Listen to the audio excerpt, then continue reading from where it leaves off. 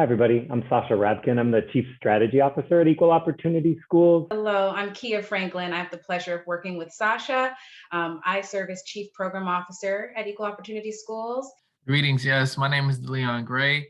I am an associate professor of educational psychology and equity in the College of Education at NC State. Hi, everyone. My name is Alon Hope. I am an associate professor in psychology at North Carolina State University.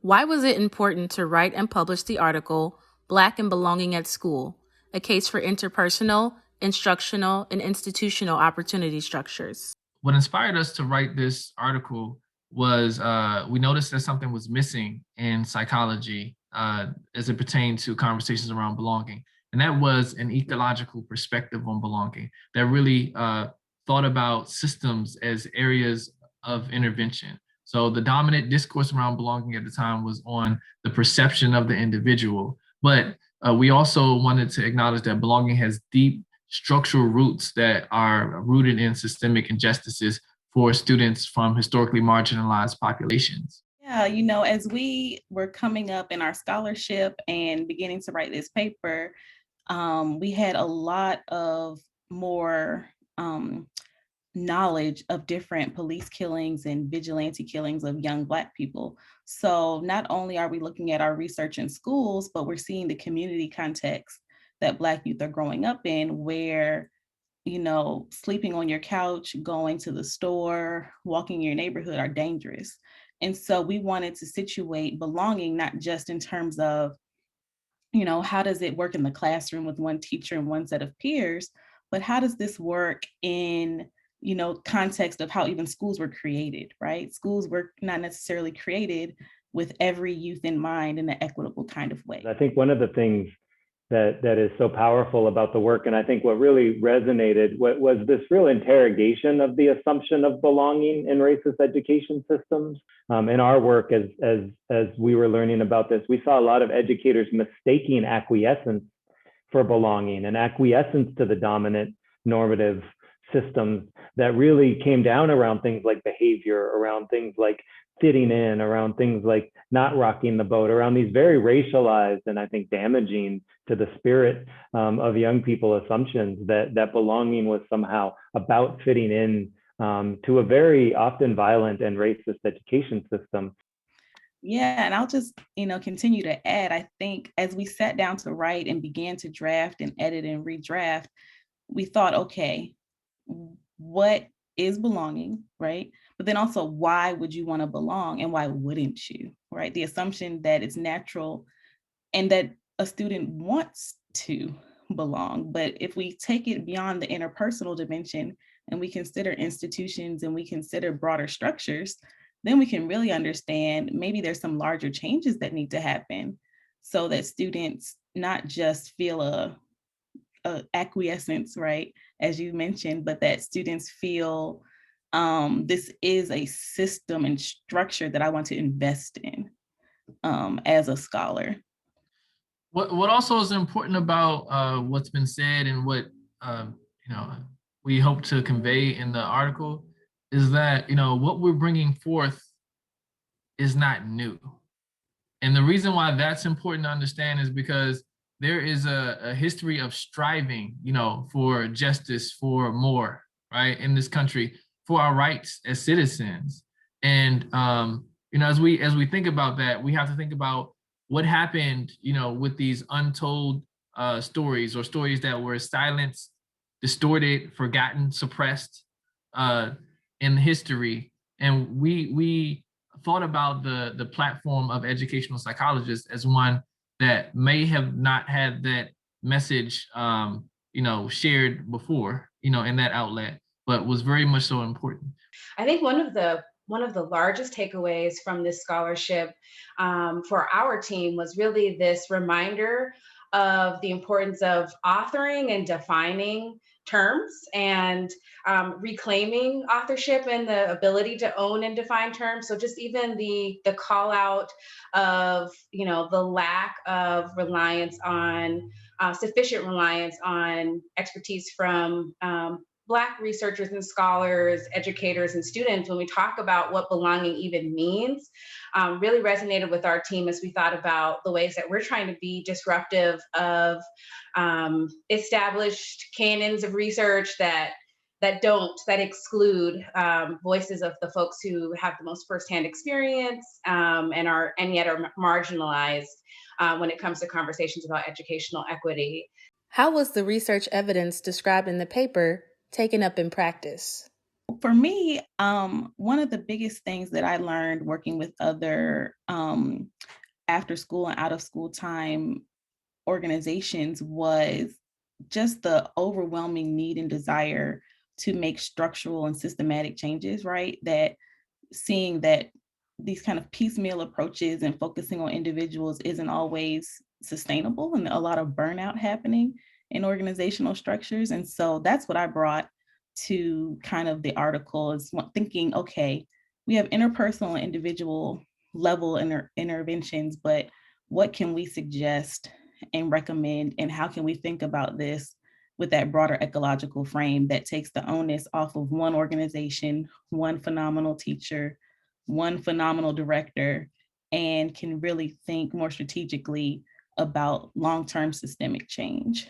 What we ended up doing is building what we call the cues, experiences, and conditions of belonging diagnostic, that it is not in and of itself diagnosing belonging.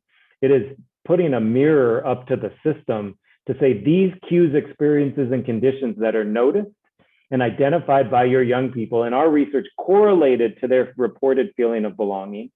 The reported feeling of belonging did correlate to their achievement, and we can show some through line, but what we want to be able to assess with you and hold the system accountable for are the contours of these opportunity structures. And so it allowed us to say that there are things to which we can show school districts and schools that they can then influence, things like culturally relevant teaching, things like conversations about race, things like getting high quality feedback from your teacher, that lead to and correlate to students feeling like they belong in a system, but it can't happen in a vacuum. And so for us, it really was a fundamental shift away from the kind of what we used to call like the microscope to the student, to the mirror to the system, to say what is, again, upstream from these feelings of belonging. What are the cultural, political, racial conditions that need to be created? What advice do you have for other researchers and intermediaries seeking to promote equity and inclusion in education? One of my biggest pieces of advice is to be humble. So oftentimes in academia, as we get trained as researchers, we're supposed to know how to know if we don't already have an understanding of a topic. And that's what we get trained to do, to know things and to learn how to find out new things to know.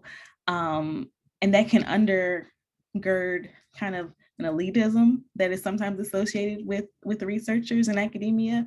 And so to go into organizations and settings and recognize that people have their own knowledge and their own wisdom from years of experience, from traditions passed down, from ways of being and living that we don't know and may not fully understand. And so that humility to go into a space ready to learn, as well as ready to hear what organizations may need and how you may be able to use what you already know and understand to serve that community. So that's my primary takeaway for researchers. Alon, what you shared really resonated in terms of, for an organization seeking to use research.